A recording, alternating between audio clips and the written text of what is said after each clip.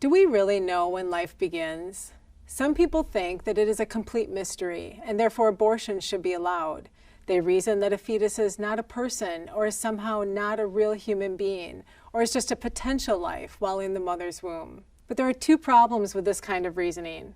First, even if it were true that we did not know when life had begun in the womb, that would be an argument against abortion. Imagine you go hunting with a friend, and the two of you become separated.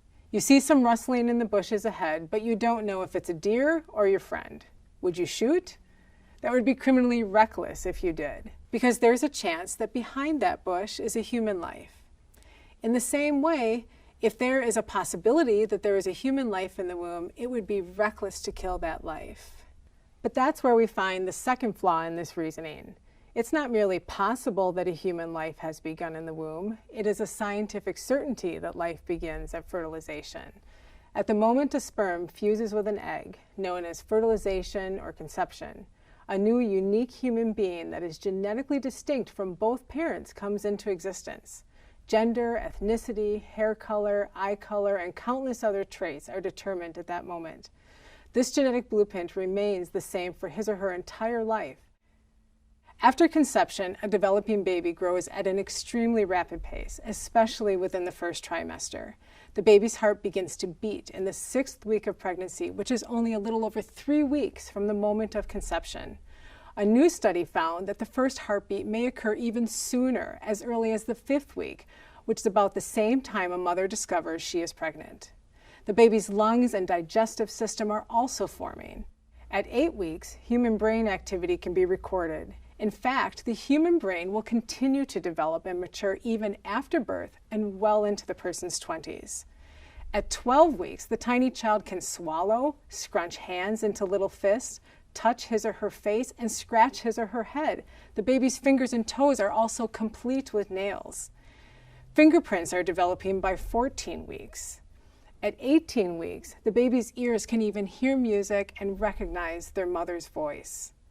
Between 18 and 30 weeks, doctors can treat preborn babies while still inside the womb with life-saving therapies and repair significant defects for certain diseases. And at 22 weeks, or even sooner, it is possible for babies to be born and survive outside the womb. It is also a fact that preborn children exhibit behaviors that we do on a daily basis. They smile, feel pain, cough, yawn, hiccup, respond to sound and light, sleep, and possibly even dream. Some researchers have even shown that babies may cry while in the womb. So referring to the preborn child as a zygote, blastocyst, embryo, or fetus at different stages of development does nothing to lessen his or her humanity.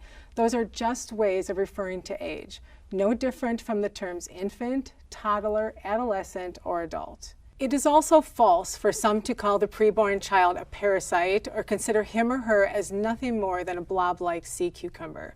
First, parasites are different in species from their host, and if a fetus were a parasite, then the mother's immune system would attack it. Instead, the mother's body undergoes dramatic changes to specifically provide nourishment and nutrients to her child. Even pro-choice atheist philosopher Peter Singer admits that there is no doubt that from the first moments of its existence, an embryo conceived from human sperm and egg is a human being. And there are thousands of biology and embryology textbooks, modern DNA studies, medical dictionaries, science professors, and medical researchers that all confirm that life begins at fertilization. And every mother, like me, that has experienced pregnancy knows that with every kick and movement the baby makes, life is blooming for the child growing inside. So when does life begin? It is a scientific certainty that human life begins at the moment of conception. Therefore, every abortion kills an innocent human being. To suggest otherwise is to ignore the scientific facts and miss the miracle of life.